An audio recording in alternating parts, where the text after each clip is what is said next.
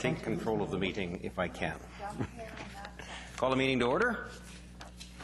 Thank you all for coming and welcome today. I have one opening announcement that I've been putting off until the combination of his presence and the presence of the camera that actually turns and zooms in, because I'm very pleased to report that and introduce our fire chief. We've introduced him a couple of times, but of course he was always off camera because that table isn't on camera. Our new fire chief is Robert Wade Pierlot. He goes by the name Wade. Wade will be joining us from the City of Vancouver, or has joined us from the City of Vancouver, where he has served most recently as Deputy Chief of Emergency Operations. He comes to us with over 30 years' experience and an outstanding reputation in the fire service. His start date was May 13th, and overlapped a couple of weeks actually with the fire chief, the existing fire chief, and in Delmonico, in order to facilitate his orientation to Coquitlam. But he did that very well. I'm aware. Want to thank and highlight Tony relative to our chief competition, but also able to attract good candidates in the competition, and Chief Pierlot was right at the top. And we thank and welcome him. And of course, as soon as he arrived, we had a couple of significant fires, and most recently a major fire just off of Bromley, fire that the department should be praised for the response that they did and their ability to contain it to 2 units in a 53-unit condominium project. And I know that the residents, in fact, at the residents' meeting, almost gave them a standing ovation on behalf of the fire department because of the work that they'd done, both in dealing with the fire, but also in the respectful way in which they dealt with the victims of the fire who were put out of their homes in the middle of the night and accommodated very well. And so I want to welcome Fire Chief Pierlot. Thank you, Your Worship. And while we're on that point, I also want to thank some of the folks from our emergency social services that responded to that fire. I also want to thank the folks actually at the Starbucks right across the street. Starbucks my daughter works at. The first person to arrive on scene for Starbucks actually opened the store early so that the victims could have some place to sit down. They poured some coffee. They let coffee and all of the food. It was free for the fire victims for the morning, and I know that a number of victims were able to find the comfort of someplace warm. These are folks in their pajamas. In fact, the store manager at Starbucks had some spare clothes in the car and lent them to a woman who was in pajamas. And I just want to applaud all those in our community that stepped up and helped out in that unfortunate situation. Mr. Clerk. Thank you, Your Worship. Our first item this evening is the minutes of the regular council meeting held Monday, July 8th. Recommendations to approve those minutes. Moved by Councillor Asmussen, seconded by Councillor Reid. All in favour? Opposed? Carried unanimously. Item 2 is the minutes of the Arts and Culture Advisory Committee meeting of Thursday, June 13th. Recommendations to receive those minutes. So moved. Second. Moved by Councillor Sikora, seconded by Councillor Hodge. All in favour? Opposed? Carried unanimously. Item 3 is the minutes of the Riverview Lands Advisory Committee meeting of Tuesday, June 25th. Recommendation to receive. So moved. Moved by Councillor Hodge, seconded by Councillor Nicholson. All in favour? Opposed? Carried unanimously. Arising out of those minutes, the committee has a recommendation to council, and this recommendation concerns the Riverview Cemetery Memorial Service. The committee would request the city endorse the concept of a Riverview Cemetery Memorial Service. I would suggest a motion might be in order to have staff report back on the implications and the process for recognizing those folks who are in the cemetery at Riverview. Moved. Second. Moved by Councillor Nicholson, seconded by Councillor Hodge. Councillor Reid. I think that's wise because some years ago we had decided to do something of the same, and some of the families of those that were buried there objected. So thank you. Always best to have information before we make those. So the motion is to have a staff report back on that. All in favour? Opposed? That's carried unanimously.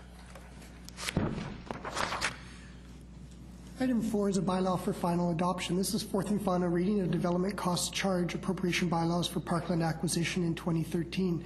The two-part recommendations that Council give fourth and final reading: the City of Coquitlam Parkland Acquisition Development Cost Charge Reserve Fund Expenditure Bylaw 4422, and fourth and final reading: the City of Coquitlam Parkland Interest Development Cost Charge Reserve Fund Expenditure Bylaw 4423. Moved by Councillor Asmundson, second by Councillor Sikora. All in favor? Opposed? Carried unanimously. Item 5 is a proposed refined sidewalk request ranking system and an elementary school walkability program status update. There's a two-part recommendation: is that Council adopt the refined scoring system for prioritizing sidewalk projects, and 2, direct staff to initiate a middle school walkability/cycling program. We have a brief presentation from staff.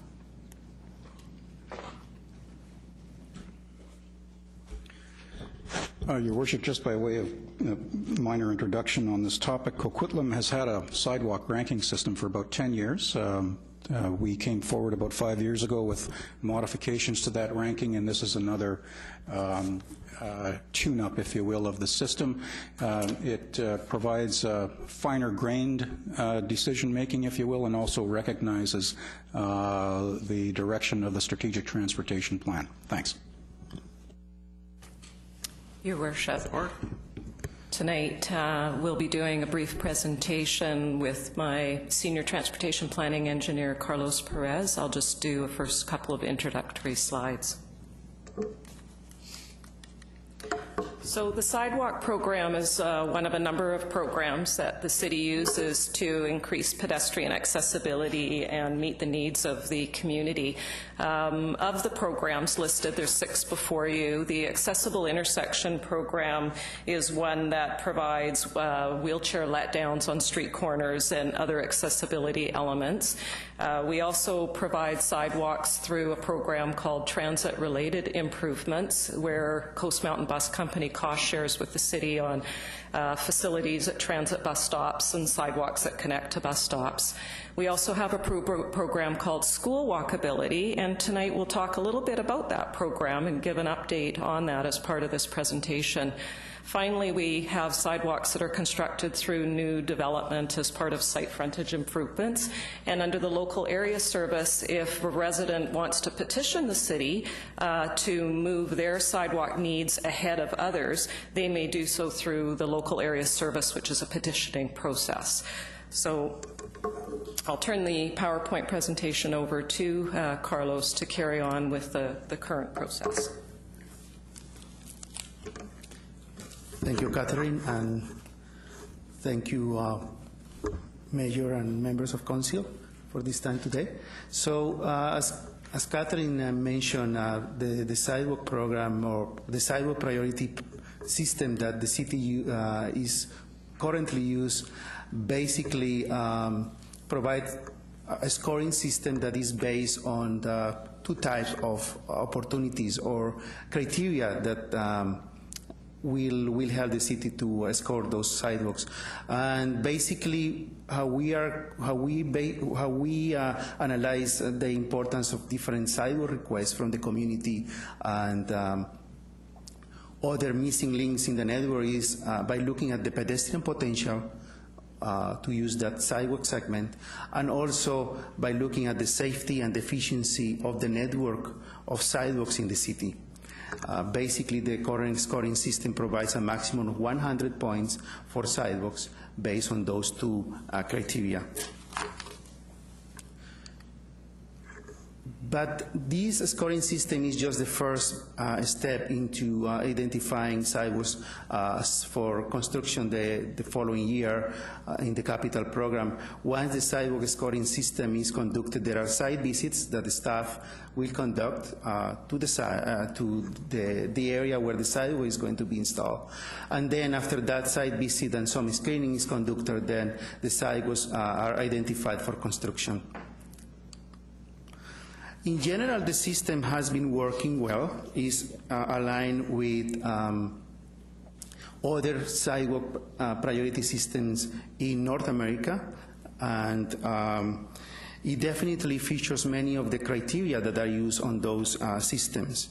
However, there is a need to make some changes to the sidewalk scoring system, in particular because we have a new strategic transportation plan that was approved by Council in 2012. So there is a need to align this system with what the STP identified as pedestrian precincts. Also, so being that the first reason for conducting the changes to the sidewalk program, we also had conversation with the Universal Accessibility Advisory Committee, and we brought this new system basically to them last year. And we identified as one of their concerns that the current system doesn't provide priority to requests from people with disabilities. So that would be the second then change that will be introduced. And then, because staff has been using this sidewalk system over the last 5 years, we found that there are opportunities to improve the ranking criteria used in the system, and I will go in detail in the following slides.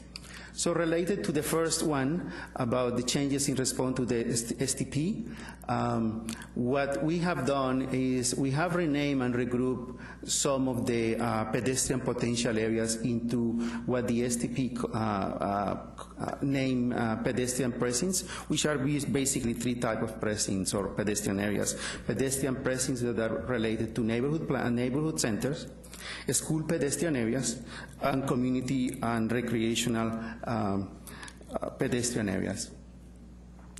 On top of that,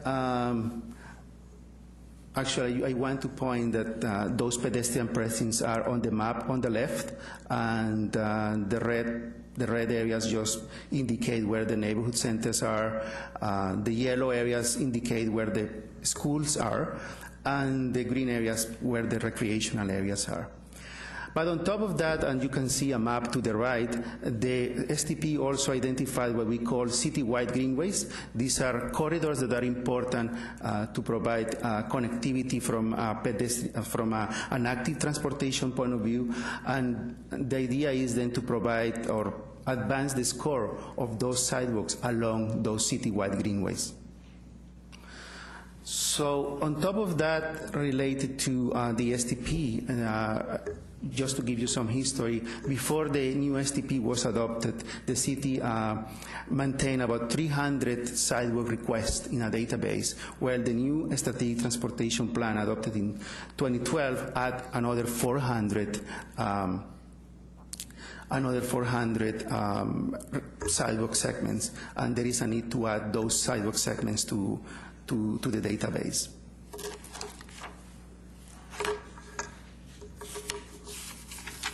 So that's from a pedestrian potential point of view. However, as I said in the beginning, there is another category which is related to the safety and efficiency aspects where, for instance, a pedestrian might be exposed to higher volumes of traffic along arterial or so forth. And this is the area where staff feels that there would be an opportunity to provide bonus points to requests made by or on behalf of vulnerable users. On top of that, the idea is that through this category, the proximity to vulnerable users or areas with vulnerable users like senior centers or elementary school is also recognized. And for instance, now the sidewalk system identified as a high priority areas within 2 blocks of a vulnerable user center. On top of the aspects related to the STP and the comments received from members of the Universal Accessibility Committee, staff also has included some changes that we feel are important. For instance, the current system uses adjacent land use as a proxy for pedestrian potential. Even though land use is an important aspect and is related to that pedestrian potential, what we felt is that definitely is probably better to indicate or include the job density and population as a proxy for that pedestrian potential. On top of that, the refined system is making more emphasis on sidewalks in areas with higher vehicular traffic, like arterials or collectors. And there is increased emphasis on areas that are visibly worn paths or are missing links in the network. So this is in a snapshot what the new system is proposing. We are basically keeping the pedestrian potential and the safety and efficiency categories. The maximum points you can get under each of those, as I said before, is 50.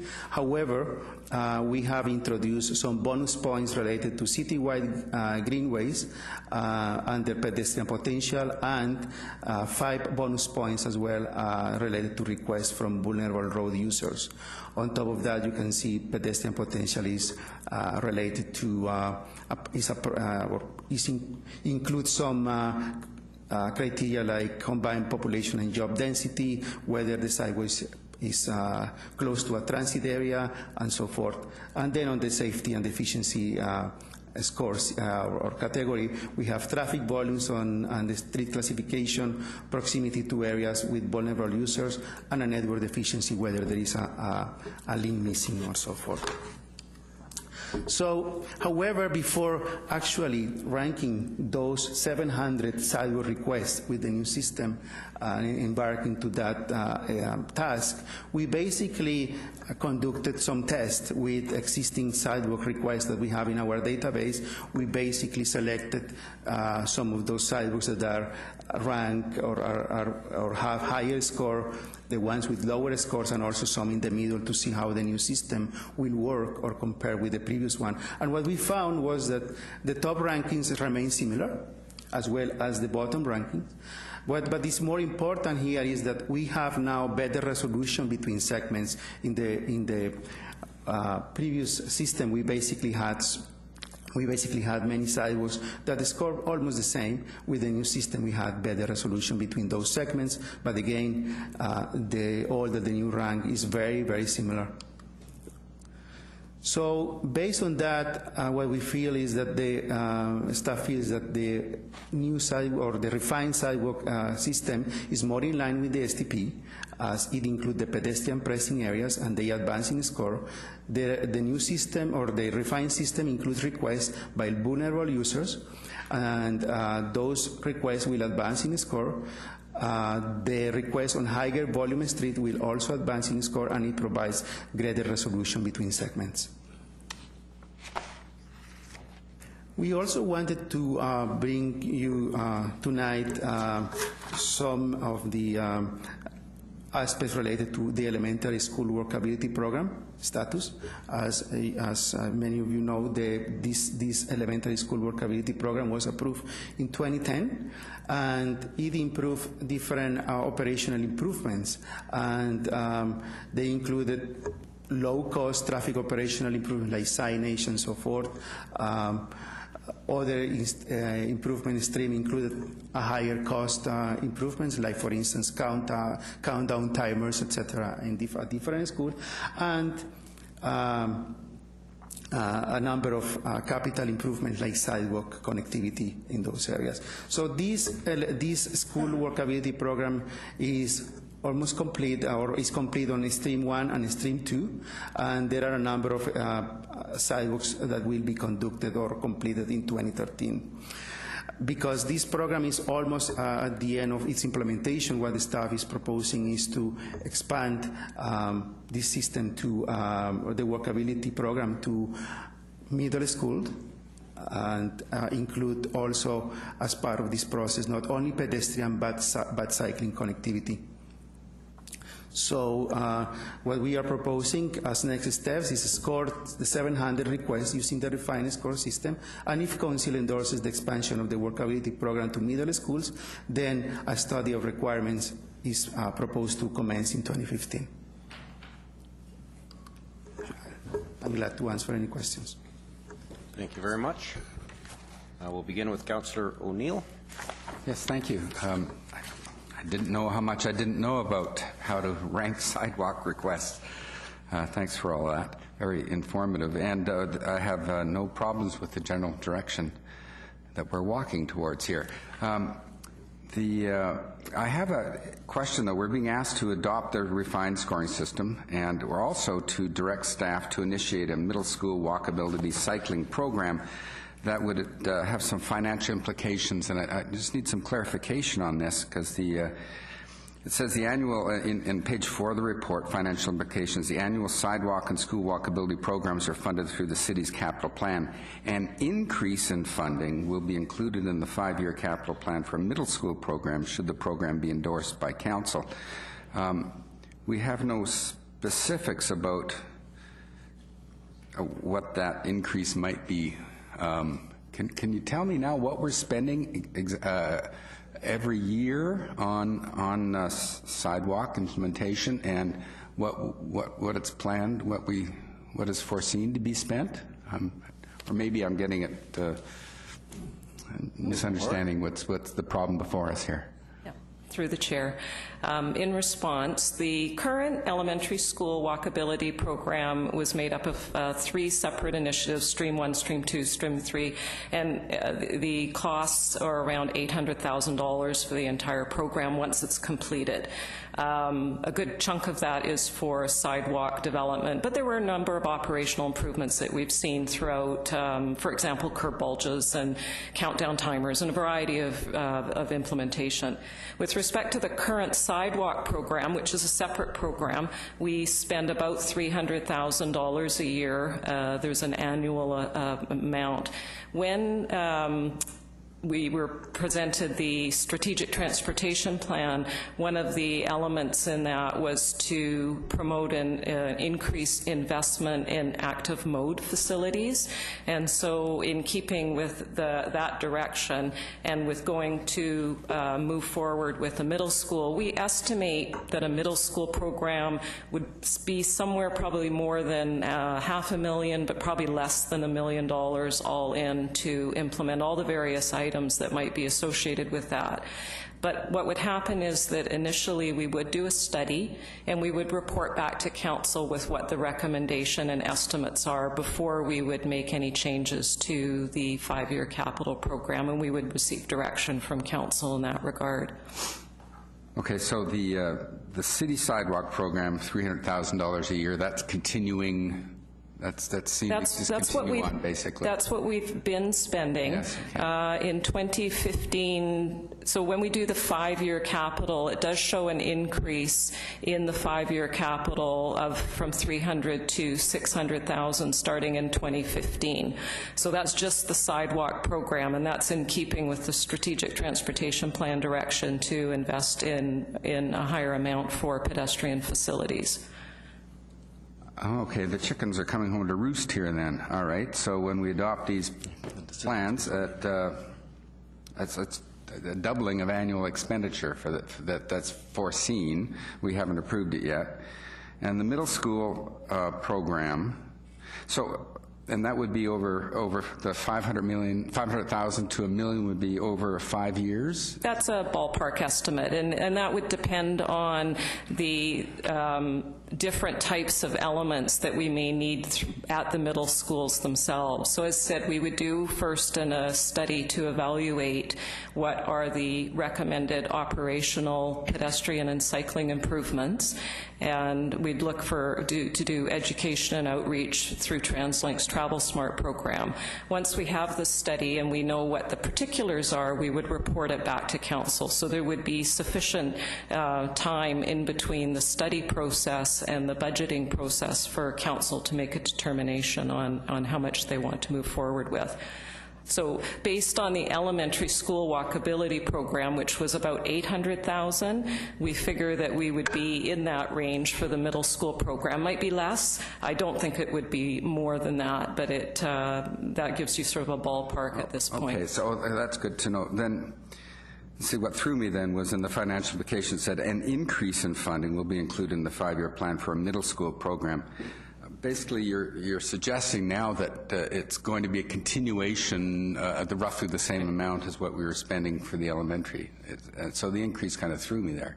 Oh, correct, sorry, because the program would end. Like, once the elementary school walkability program was completed, it would end and it would no longer show as a line item in the budget. Okay. And so if council endorses the concept of expanding to middle school, then it would continue on as a line item in the budget, but it would move to middle school. I thought it implied an increase over what we were spending on what we have been spending on the elementary. It's not implying that, okay? No. But this is the first, I didn't see it reflected in the report that we're thinking that you're going to be recommending somewhere along the line that the city sidewalk program doubles in scope. Is that somewhere in this report that I missed? Because it was in last year's budget. It was in the 5-year capital to invest in sidewalks. But each year we do an annual review. So each year council has an opportunity to amend the budget. And so the current amount that we spend is $300 for this year and in 2014, and then that was moving to $600 in 2015, which was in last year's 5-year capital program for council's consideration. So that all of that would stay the same. We would just continue on with the walkability program should the middle school portion be endorsed. Okay, thank you. Remind me to bring this up again when we tackle the budget, okay? Thank you very much. Please remember to bring it up again when we tackle the budget. I'm next. There's a whole bunch of history there. We were just talking about it, Councillor Asmundson and I. I remember a meeting in 2008 when I was a councillor, and Councillor Asmundson was chair of the Transportation Standing Committee, or Transportation Advisory Committee. I was DPAC president at the time, so I wasn't actually appearing before the committee as a councillor, but rather as DPAC president on the traffic safety stuff around schools. And we were pitching to council that, and we did the same pitch to Port Moody and Port Coquitlam, to invest in some of the traffic issues around schools, because so many more parents in the last couple of decades have been driving their children to schools. So fast forward, well, not fast actually, this does take time, but we're getting through a lot of the stuff. We're now through a good many of the elementary schools. Where does this come from? The middle school program, I hope we can speed up the investment. I wish we could have done it all in 1 year, but we've got some significant investments to make at middle schools. And that's, I think, where the payoff really comes. So this is about trying to we want more kids to walk to school. We want more parents to feel safe letting their kids walk to school. We want those kids to be active, but we also want, many of us walk to school as children, and we can get there by making our roads a little bit safer, but where they can really walk to school is at middle school and at high school. And while everyone would perceive the risks to be enormous at elementary school, they're very significant risks at middle school, and that's the next step. So I applaud that. The difficulty, okay, on this one, I see a couple of challenges related to, for example, disabilities. I didn't realize before I read this report that persons with disabilities who raised concerns about disabled access to a sidewalk, that wasn't part of the calculations. How were they dealt with at all before, if at all? Well, vulnerable users were basically part of the scoring system. So, however, when a request was made by or on behalf of a person with disabilities, the system didn't recognize that request as a request that will need to advance in the system. However, the new system is actually proposing 5 bonus points if that request is made by people with disabilities. Okay. And further on that, vulnerable users were generally considered to be seniors or children. And so having someone that has a disability that falls somewhere in between being a child and a senior was not explicitly considered in the previous calculation. Okay, and I hate to add another wrinkle. Seniors housing, is that is the proximity to seniors housing, or that pathway between seniors housing and seniors amenities? We've got a lot of projects around here, for example. Is that a consideration, or does it get points? Yes, they do, because they will be considered sidewalks within areas of influence of that senior center, of the senior center facilities. Okay. Great. Okay, I'll go on to Councillor Hodge. Yeah, thank you. There's no question, sidewalks are important from a safety standpoint, and also as we try to increase walkability within our city. I'm just curious, we have 700, those are requests. So that's not how many segments we have identified. That's how are the 700 calculated? There's just people phone in and say, I'd like to see a sidewalk and down the street. How do we arrive at the 700? Yeah, that's the first 300 are basically a historic database made out of requests by the public and also requests from different departments, like the engineering department has been going out and identifying some areas with missing links. The extra 400 that you see here now to add up to 700, they come from the recently adopted STP. Okay. So, and they can be varying length. They could be everything from, 10 meters right up to an entire block that's missing. Do we have any idea of how many kilometers of sidewalk this represents and a total cost? I mean, we talk about how much we're going to chip away at it, but I'm just wondering, what is our total bill? How much of a sidewalk deficit do we have in the city financially? When we did the strategic plan, we did actually do some calculations on that, and my recollection was that we were somewhere, we have many millions of dollars worth. I don't have the exact kilometers with me, but I do remember it was over $20 million that we would need to spend on sidewalk construction if we wanted to build out. But that would be every street in the city. So currently what we have through the GIS systems is we're able to do inventories now, and so we have better inventory than we would have had 15 years ago on these types of things. Does that kind of answer? Sure, but once again, what we're looking at, there's more need than we have funds to provide, yeah. And hence the ranking system is to try to prioritize, because we're not going to get to them all this year, next year, and from the sounds of it, we'd be lucky to get to it within the end of the decade. Do we have a target date putting more money aside each year? Do we have, and obviously in the new developments, the developers through development cost charges pay for the sidewalks. Yeah. So what we're really talking about is going into the older established parts of the city and putting in sidewalks where they don't exist today. Do we have a time frame? Is this a 10-year plan to get caught up? The strategic plan really looked at over the next 20 years and then placed emphasis on the short and medium term, which would be the next approximately 10 to 15 years, to invest more heavily in sort of sidewalk or pedestrian type facilities than perhaps in some of the other modes. But each year, and so the intent is to move those forward while we're chipping away at all of the projects that we would want to undertake in the city. So these programs allow us to do that, where we're annually chipping away at them. Okay, so obviously we need to do a scoring system, because we got to do the prioritizing. I think the work you've done there is great, and I'm certainly looking to support that. The second part of the recommendation to initiate the middle school walkability and cycling program, again, I want to see it at all of our schools, elementary and middle schools, but that one comes with certainly some financial needs that we have to address at budget time. And I'm just wondering, if we were to adopt that recommendation tonight, what does that do? I mean, can we proceed with that without having the money in place? I mean, is it just, would that trigger a report to come through at budget time? So I'm just sort of, one is sort of a finance one, and one is sort of a work program, and the two seem very different. So the elementary school program right now would basically end in 2015. So within the budget, though, the funds that we've been allocating, it's about $125,000 per year for the elementary school walkability program, the explicit part of it that's in the budget. We could continue that on into 2015, 2016, however many years it takes to build out what is defined in the study. So council would have an opportunity to come back, and we can bring that back to council before any decisions are made, but we can use a placeholder in the budget to at least cover off for the next 5-year pending council's decision tonight.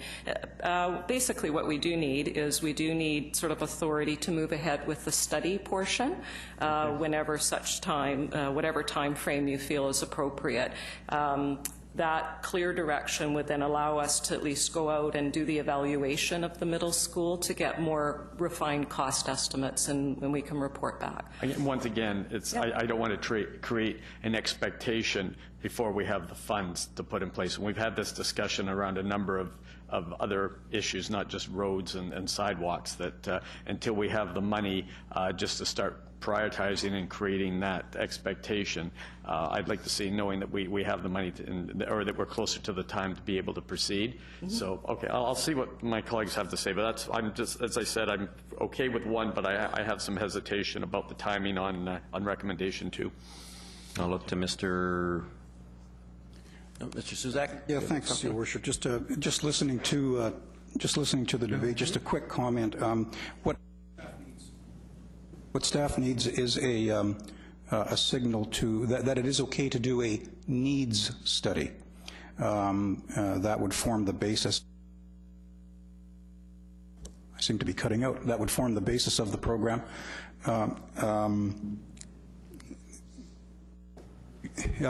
To council to determine whether you want to proceed with recommendation 2 simply as it is, which I understand what Hodges said. Mr. Stepman, there we go. Mr. Maybe we'll try this one. Okay. Is that working? Yes. Sure. At the discretion of council, you might want to add, during the course of the debate, consideration of adding 2 words to recommendation number 2, if that provides some comfort. And the 2 words are, at the very end of it, needs study.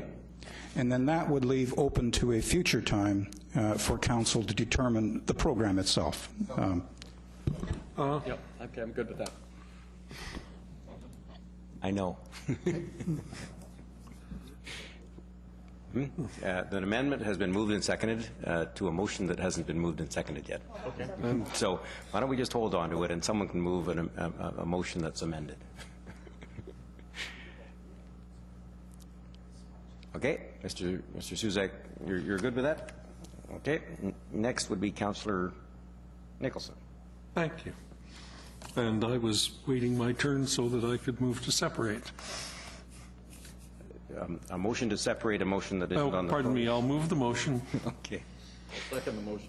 And I'll move to separate. And the motion is moved as, with including the revised wording. Well, I'm sorry, assuming assuming the motion to separate is successful, then we can deal with the wording of part 2 when we get to part 2. Well, we could, and then it requires an amendment, but if you've moved it as worded by Mr. Suzak, then it doesn't require an amendment, that's all. Sure. Okay, you're comfortable with that, Mr. Clerk? Yes. Okay, so the motion is the staff recommendation as tidied up by Mr. Suzak. It's been moved by Councillor Nicholson, seconded by Councillor Hodge. It's on the floor. Councillor Nicholson, anything? And it's separated. Go ahead. Thank you very much. I have very little to say about part 1 of the motion. Have to activate his mic. Because I'm in favor of it. And presumably we'll debate part 2 of the motion in a moment or two. I like the scoring system. I think we need it. I think it's well described and it fits our needs. And I'm in support of that. And I look forward to speaking on part 2 of the motion when we come to part 2 of the motion. Thank you. Very good. You're the last speaker on part 1. Anybody else on part 1? All opposed? All in favor? Oops. Did you? Mr. Clerk. I was unsure whether Councillor Sikora had previously indicated a desire to speak. I know he did, and then his indicator isn't on right now, but He doesn't want to speak anymore. You have a magic hand to erase it, or is it? well, it would have been magic because my hand was right here. No. Just a couple of questions. Number 1, as those cement sidewalks you're talking about, are they blacktop? Are they concrete? The sidewalk evaluation process actually doesn't address the surface in the sense of deciding whether it's asphalt or concrete or whatever. The city has design guidelines which also can indicate concrete, stamp concrete or whatever. So this process is mostly addressing about what location we would do and for using the evaluation criteria. In general, though, when we do sidewalk construction in general, we typically use a concrete cost estimate that looks at concrete sidewalks. Because certainly concrete sidewalks I support, asphalt sidewalks I do not support. So, you know, and does the school board pay part of this if it's in the school area? No, the current programs that we use generally are within the city's road allowances, and the sidewalks that are constructed are within the city's, the public streets. Okay, and tell me, $600,000 a year, how many meters will that $600,000 build of sidewalks? It's about a $300 per linear meter. So if we take that, that would be? About 200. About 2,000 meters. 2,000.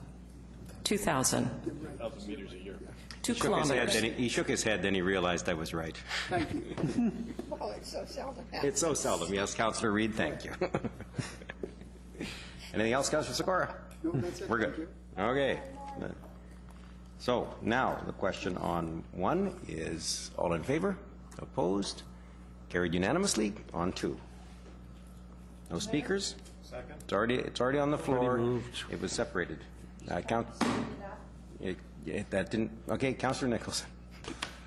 Thank you, Your Worship. The first note that I wrote on my page here with relation to part 2 of this recommendation was what are the work plan implications? Because I thought, you know, everybody's busy and we're now saying let's do some more work. But then I got to page 4 where it says, should council endorse an expansion of the walkability program for middle schools, a study of requirements would commence in 2015.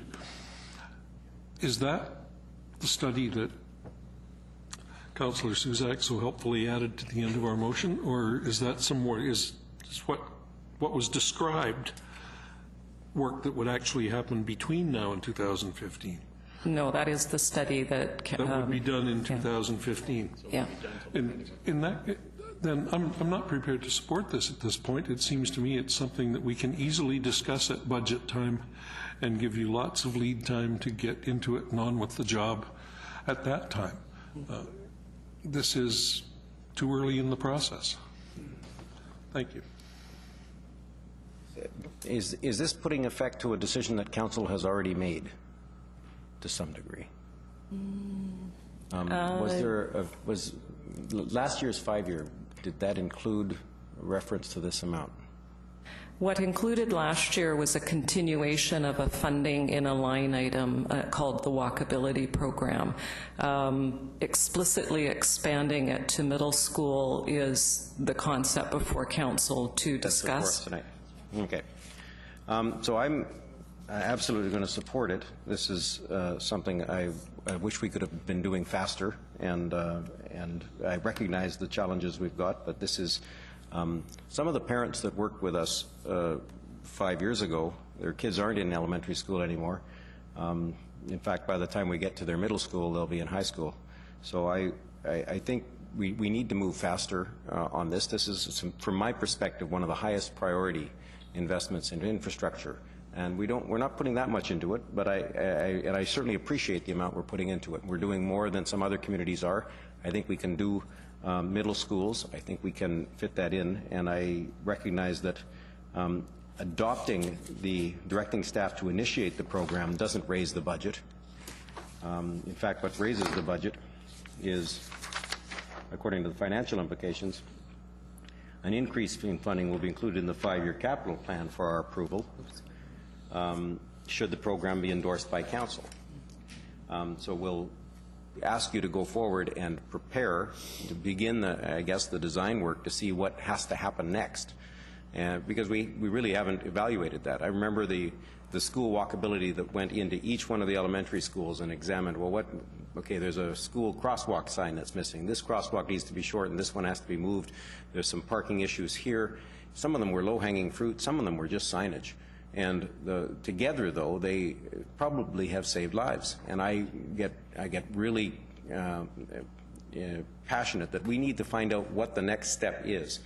We have to, in order to find out, we have to direct staff to go look at what the next step is. And then we can decide at budget time whether to fund that.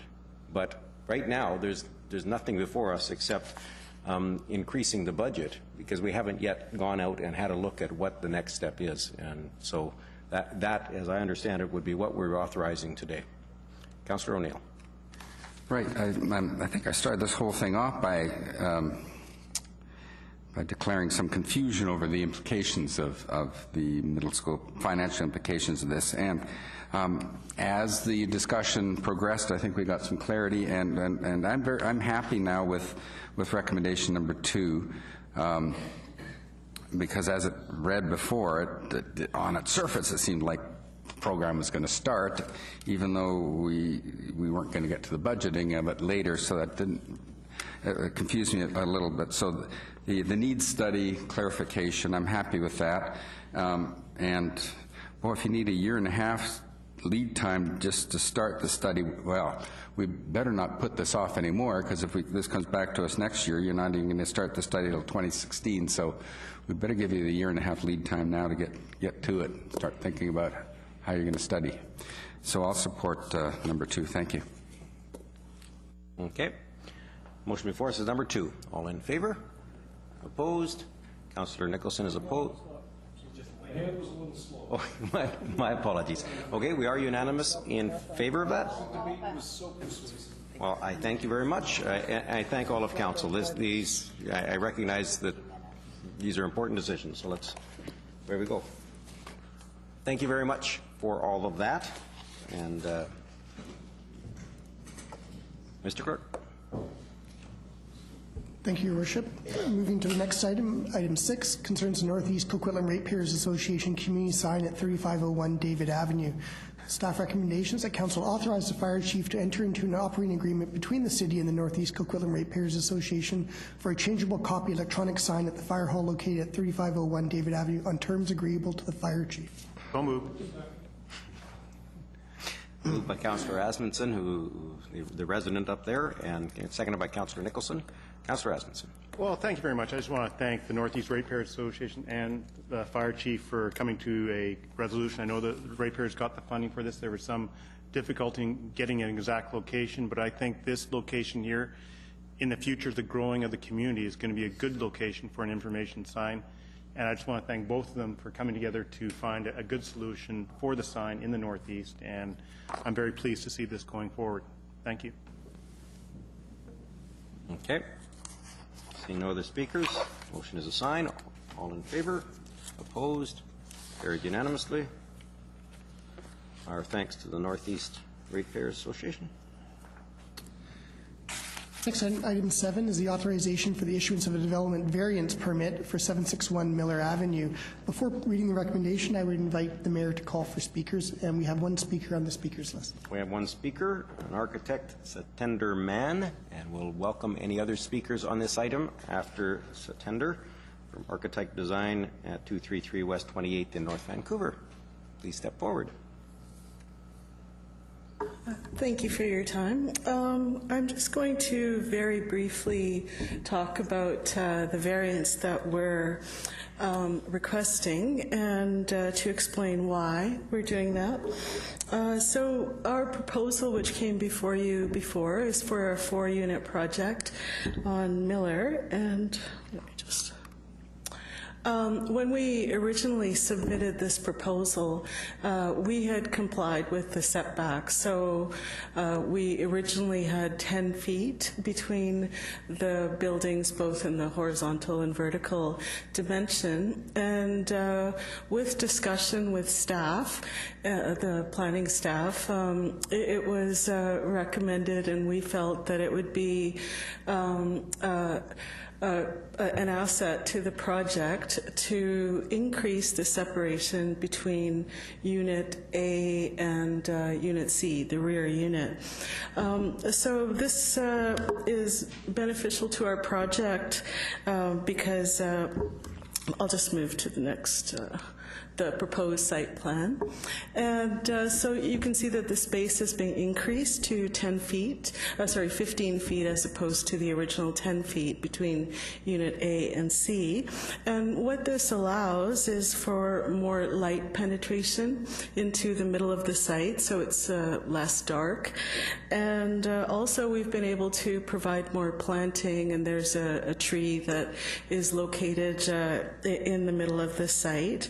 And as well, this allows us to provide a bit of a private backyard feeling for Unit A as well. So the way that we've achieved that is to reduce the front yard setback by 5 feet. And so we've got a 20-foot setback now. And we feel that this is beneficial for the neighborhood as well, the streetscape. So in existing neighborhoods, you know, buildings are developed over time, and they have different setbacks, and it lends a variety and visual interest to the street. And so you know, we feel that the staggering of the units helps to improve the streetscape, and it fits in as well to the neighborhood in the sense that there's varying setbacks found along the street. You know, that's really all I have to say about it, but just want to be clear that it's a qualitative measure that we're seeking this variance for. So we can do the project without this variance, but we feel that it would be beneficial to the project itself and to the streetscape to you know, bring Unit A forward by 5 feet. And if you have any questions, I'd be happy to answer those. Yes? I actually had one. Why not Unit B? Oh, I mean, not instead of, but in addition to. Yeah, it's just we needed to stagger one, and we just thought the light would be a little better penetration that way. Fair enough. Yeah. Yeah, because I think I recognize some of the values, so I just wondered about that. Yeah, it would be nice for you know, Unit B to move forward in the sense that there would be more space within the site, but the staggering of the units is kind of what we're after. Very well. Any other questions? Seeing none, thank you very much. Thank you. Are there any other speakers to this item? Are there any other speakers to this item? The third and final time, are there any other speakers to this development variance permit? Anybody? Seeing none, Mr. Clerk. Thank you, Your Worship. The staff recommendation is that Council approve development variance permit for 761 Miller Avenue, that the Mayor and City Clerk be authorized to execute it. Moved by Councillor Nicholson, seconded by Councillor Sikora. All in favor? Opposed? Carried unanimously. Item 8 is also a development variance permit. This is for a proposed 38-lot subdivision at 1388 Gabriola Drive. Before reading the staff recommendation, I would invite the chair to call for speakers. Can't do that yet. Are there any speakers to this item? Are there any speakers to this item? Third and final time. If there are no other speakers to this item, Councillor Reid can move something. Moved by Councillor Reid, second by Councillor Nicholson. Any discussion? All in favor? Opposed? Carried unanimously. Moving on to item 9. Item 9 is the development permit authorization for a proposed 5-unit townhouse at 491 Laurentian Crescent. Staff recommendations that Council approve the signing and sealing of this DP for 491 Laurentian Crescent, and that the Mayor and City Clerk be authorized to execute it. Moved by Councillor Nicholson, second by Councillor Asmundson. I don't see any speakers. I thought I saw someone push the button, but no. I thought I did. I thought you did too, but I didn't want to skip over you because I value your input, Councillor Reid. I see. I am not going to support this. This has been around now for quite a while, and this was quite a contentious issue when it first came before us, which I guess you would remember, Your Worship, and I know Councillor Sikora was here at the same time. It came back to us at one time, and it's back again. I guess what I object to most is the massing on the site of this long and quite a bulky, I guess it's 5-unit building now. But I just think the neighbors had come in and said that there was just too much building on this site. And the hard part of it, of course, is trying to get the massing of the buildings down. So I just think it hasn't changed that much, and I'm not going to support it. There's also variances of reducing the setbacks from 4 to 3, and reducing the common amenity areas, which of course again just leaves the massing on the site and reducing the green space on the site. So I have difficulty with it, so I will not be supporting it. Thank you. Councillor Nicholson. Thank you, Your Worship. I'll begin by offering a comment on the document that we had on the table with the drawings, which I find very helpful. And I look at them with an accountant's eye, and so I look at the first picture, and it says view looking west from Laurentian Crescent to site, and to me that's looking east. And the one below it says view looking south, and to me it's looking north. And interestingly, the one we had a few minutes ago had the same kind of language, but the directions were in agreement with mine. I won't say, I don't know which is right anymore. But this seems to be something that we see from time to time. I think you're right, Councillor Nicholson. Thank you very much. But it doesn't change my opinion, which is that I'm glad to see we're finally getting something built here. It's been a long, long time. As Councillor Reid alluded to it. I don't remember exactly when this came to council, but I think I was the Craig Hodge of the day. I was the newbie. And here it is again. Having this and having the document from, oh my goodness, 2007. Yes, it was when I was brand new on council. Put the two of them side by side. The massing is not significantly different, and I actually find the new one, aside from the fact that it's in black and white, more attractive. I like the chimney look along the front of it, the articulation of the front, which may simply be clearer because of the different perspective on the drawing. But I think it's going to be attractive. I think it's going to fit with the seniors' place next door, but it's going to be enough different from it that it doesn't look like a great big complex.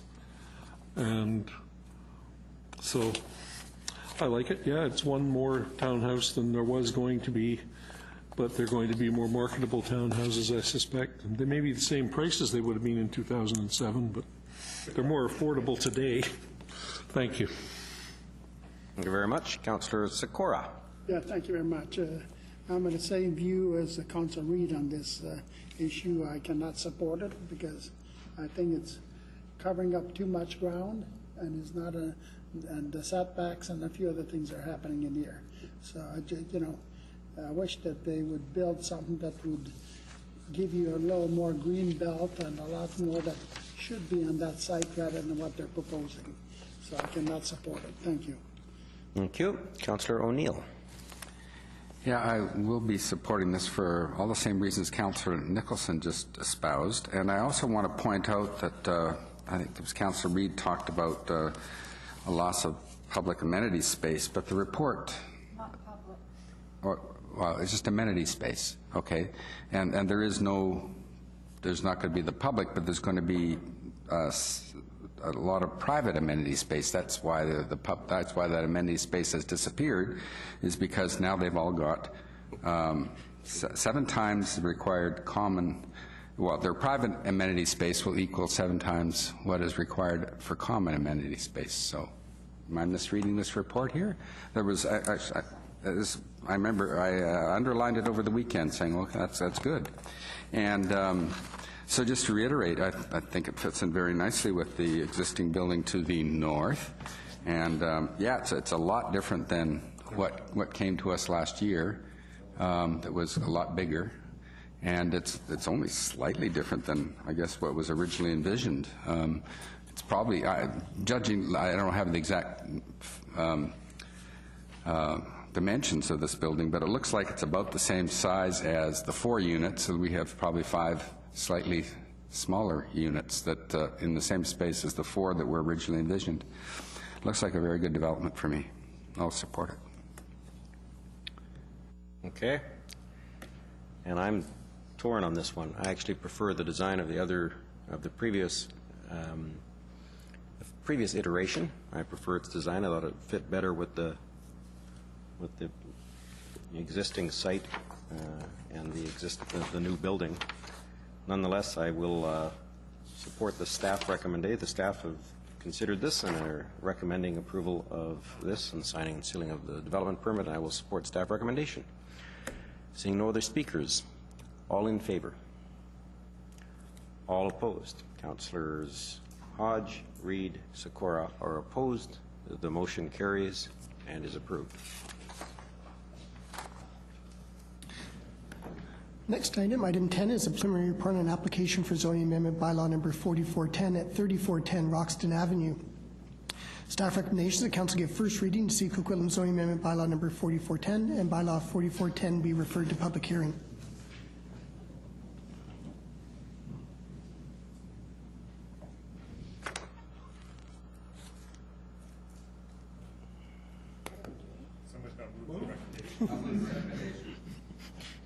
Motion is moved by Councillor O'Neill, seconded by Councillor Hodge. Discussion? All in favor?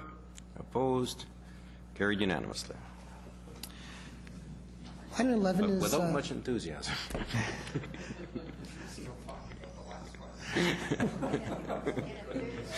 Well, we're never one vote apart. I mean, we're a pretty good council for typically making a decisive... This council votes unanimous most of the time. Most of the time, yeah. There we go. Yes. Indeed. Mr. Clerk. Do we require a recess? Yes. Item 11 is a preliminary report on an application for zoning amendment bylaw number 4411 for 3411 Roxton Avenue. Staff recommendations that council give first reading to see Coquitlam zoning amendment bylaw 4411 and that bylaw 4411 be referred to public hearing.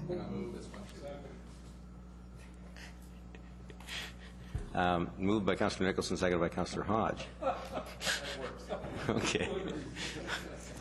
Well, when everybody moves at exactly the same moment and everybody seconds at exactly the same moment, that's, yeah. That's like a makeup penalty in a hockey game. All right, is there any discussion on this motion? Would anyone like to speak all at the same time on this one? All in favor? Opposed? The motion carries unanimously. Item 12 is a preliminary report on a rezoning amendment bylaw number 4420. This is for development of a car wash facility at 801 Henderson Avenue. Staff recommendations that council give first reading to see Coquitlam zoning amendment bylaw number 4420 and that bylaw 4420 be referred to public hearing. Moved by Councillor Hodge that time, seconded by Councillor Sikora. I have one question for staff. Oops, he's gone. Engineering has left once engineering was done. On page 2, in the second paragraph, it says that Bernatchez is an arterial road. How did Bernatchez become an arterial road? That's right. It's on its way, Your Worship, thank you. It's on its way to becoming an arterial road. It's not one yet. Not quite yet. In the city's... Designated. That's correct. In the city's strategic transportation plan, it's designated as an arterial, so it sets that vision in place, and so the planning in the neighborhood and the land use and that can be considered with that going forward. I recognize the speed issues. I mean, when I was in elementary school, a child was killed in the crosswalk on Bernatchez at one of the crossroads because of speed, but I didn't realize we'd made it into an arterial. It makes sense. It makes some sense eventually, but it isn't designed that way yet.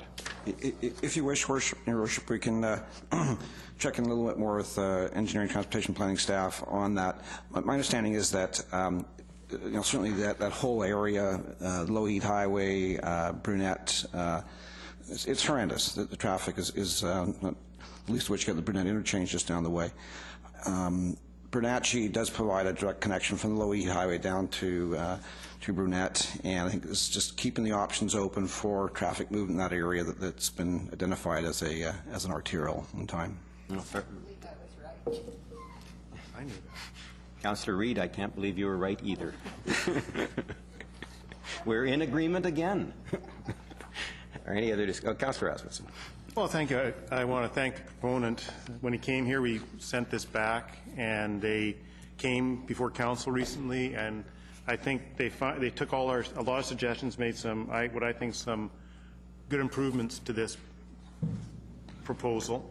The one question I do have through to staff is it talks about, we did have an issue about the hours, and it says restriction of the hours offered. So the restriction is to 7 a.m. till 10 p.m., or is there, and what was the hours previously? Because it seems like the same hours.